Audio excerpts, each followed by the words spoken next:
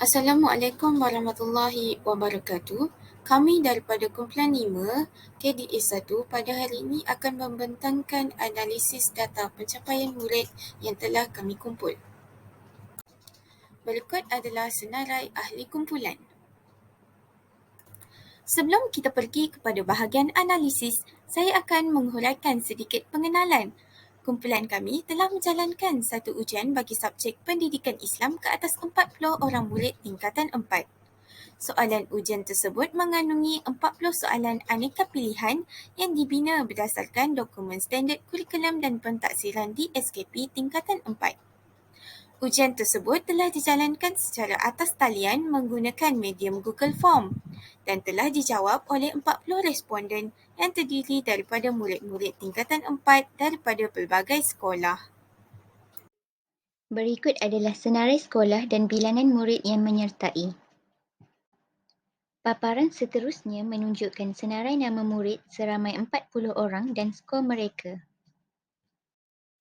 Daripada senarai nama murid tersebut, kami telah menyusun skor mengikut tertib menaik dan menyatakan kekerapan murid mencapai sesuatu skor. Seterusnya, pengiraan mod, mean dan median. Yang pertama ialah mod. Mod merupakan skor yang paling kerap daripada satu set skor. Oleh itu, skor mod kami ialah 35 dengan kekerapan tertinggi iaitu seramai 6 orang murid. Yang kedua, mean. Bagi mendapatkan nilai mean, kami telah menjumlahkan keseluruhan skor individu dengan bilangan skor. Maka nilai mean kami ialah 52.87. Yang ketiga, median. Median merujuk kepada skor yang berada di tengah. Setelah disusun skor markah setiap murid dalam tertib menaik, maka skor yang di tengah telah dibahagikan 2 untuk dapatkan nilai median. Maka nilai median ialah 52.5. Seterusnya, sisihan piawai. Nilai sisihan piawai kami ialah 17.21. Nilai sisihan piawai kami adalah besar dan tinggi. Maka ini bermaksud skor markah antara murid sangat berbeza antara satu sama lain, iaitu taburan skor adalah luas ataupun dikenali sebagai heterogen. Seterusnya, kami juga telah menghasilkan graf bagi melihat taburan skor agihan bagi skor ujian murid dengan lebih jelas. Berdasarkan graf tersebut, paksi X mewakili skor murid, manakala paksi Y mewakili kekerapan. Berdasarkan bacaan graf, menunjukkan ekor bagi skor murid menghala ke kanan dan lengkungan graf menghala ke kiri. Dalam hal ini, graf berpencung positif telah dihasilkan. Dalam graf tersebut, tabulan adalah berpencung positif kerana nilai mod iaitu 35 dan median iaitu 52.5 adalah lebih kecil berbanding nilai mean iaitu 52.87. Pencongan positif menunjukkan bahawa ramai calon memperoleh skor yang rendah dan sedikit sahaja daripada mereka yang memperoleh skor yang tinggi. Kesukaran soalan ujian atau murid kurang mahir dalam sesuatu topik yang diuji boleh menjadi salah satu faktor yang menyebabkan taburan berpencung positif. Oleh itu, penyelarasan markah perlu dibuat supaya graf normal akan terhasil semula melalui pengurangan atau penambahan skor murid tersebut.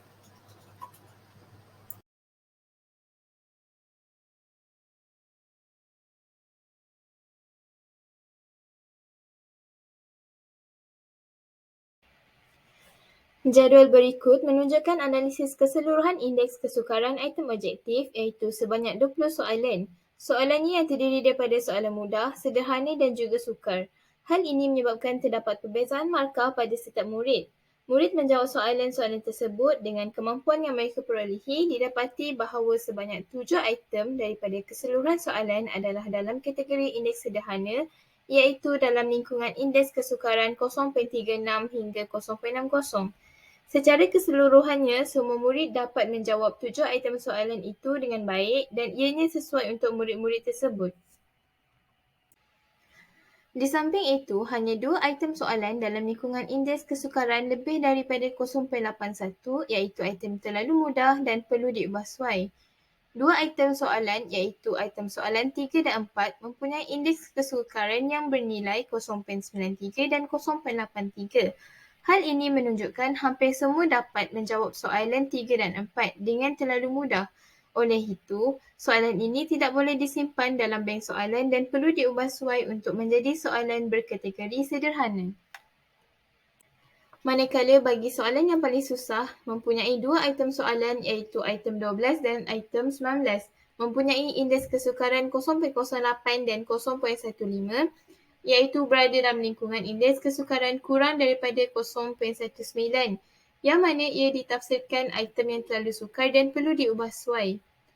Melalui analisis jawapan murid, item soalan tersebut perlu diubah sesuai untuk menurunkan tahap kesukarannya kepada tahap sederhana supaya boleh dijawab oleh semua murid. Maka tindakannya apabila soalan terlalu susah, ia perlu diubah sesuai. Ramai pelajar yang memilih distraktor, oleh itu kami memilih untuk menganalisis distraktor soalan ini. Berdasarkan respon murid, distraktor A dan B adalah lemah kerana jumlah murid daripada kumpulan tinggi yang memilih distraktor tersebut sama banyak dengan jumlah murid daripada kumpulan rendah. Distraktor C juga lemah kerana jumlah murid daripada kumpulan tinggi lebih ramai berbanding kumpulan rendah. Maka, distraktor A, B dan C perlu diubah suai atau digugurkan. Baiklah, sekarang kita pergi kepada analisis diskriminasi item. Ini adalah jadual hasil kiraan indeks diskriminasi untuk 20 soalan. Kami dapati bahawa kebanyakan soalan yang kami bina sesuai untuk digunapakai oleh murid-murid semasa peperiksaan.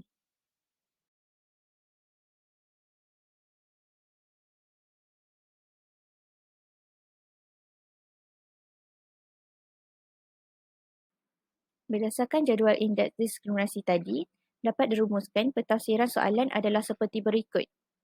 Yang pertama, terdapat 13 soalan yang ditafsir sebagai diskriminasi positif yang tinggi. Ini di mana indeks diskriminasi lebih tinggi daripada 0.4. Soalan ini amat sesuai dan diterima. Seterusnya, terdapat 5 soalan yang ditafsir sebagai diskriminasi positif yang sederhana. Ini di mana indeks diskriminasi lebih besar daripada 0.2 manakala lebih kecil atau sama daripada 0.4. Soalan ini perlu diubah suai dan dicuba semula. Seterusnya, terdapat satu soalan yang ditafsir sebagai diskriminasi positif yang rendah. Ini di mana indeks diskriminasi lebih besar atau sama dengan 0 dan lebih kecil atau sama daripada 0.2. Soalan ini perlu ditulis semula. Dan akhir sekali, terdapat satu soalan yang ditafsir sebagai diskriminasi negatif, iaitu prestasi kumpulan rendah lebih baik daripada kumpulan tinggi. Ini di mana indeks diskriminasi berada di antara 0 sehingga -1. Soalan ini buruk dan harus dibuang. Forest discrimination. Indeks kesukaran soalan 12 adalah 8%, sejajar dengan aras taksonomi bagi soalan ini iaitu aras menganalisis. Soalan 12 dalam kategori soalan terlalu sukar kerana 8% adalah masih dalam lingkungan indeks kesukaran soalan terlalu sukar, iaitu 19% sehingga 0%. Walau bagaimanapun, soalan ini dikategorikan sebagai soalan forest discrimination kerana bilangan pelajar kumpulan tinggi menjawab betul lebih rendah berbanding pelajar kumpulan rendah. Seterusnya, kita lihat kepada soalan mana yang akan dihapuskan terlebih dahulu. Berdasarkan analisis kesemua item soalan, soalan 12 adalah soalan yang akan dihapuskan terlebih dahulu.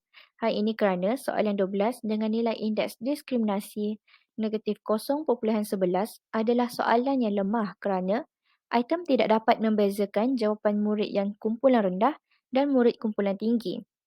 Ini bermakna murid kumpulan rendah lebih ramai dapat menjawab soalan dengan betul berbanding dengan murid berkumpulan tinggi. Berdasarkan pemerhatian kami, terdapat banyak faktor yang mempengaruhi pencapaian murid.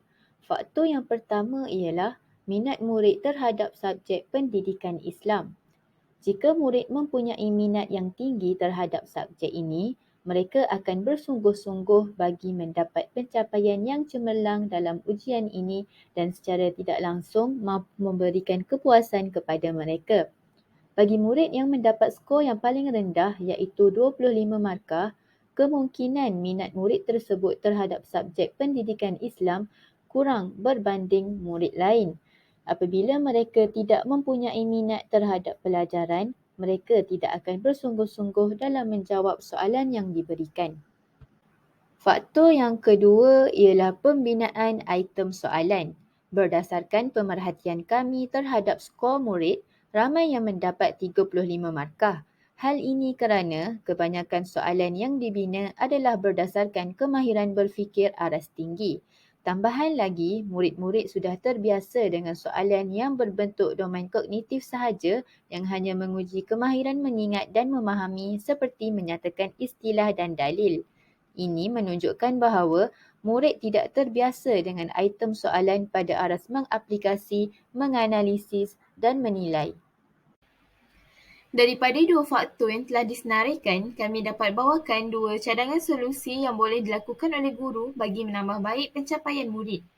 Yang pertama, bagi masalah minat murid, guru boleh mempelbagaikan penggunaan bahan bantu mengajar yang menarik dan seronok supaya dapat menarik minat murid terhadap pelajaran. Dengan kata lain, BBM akan memudahkan guru dalam menyampaikan isi penting dan konsep yang berkaitan kepada murid. Yang kedua, solusi bagi masalah pembinaan item soalan, guru perlu menguasai JSU agar pembinaan soalan yang mengimbangi pengetahuan murid dapat dihasilkan. Sekian sahaja pembentangan laporan analisis data pencapaian murid yang telah kami hasilkan. Terima kasih atas perhatian anda. Assalamualaikum warahmatullahi wabarakatuh.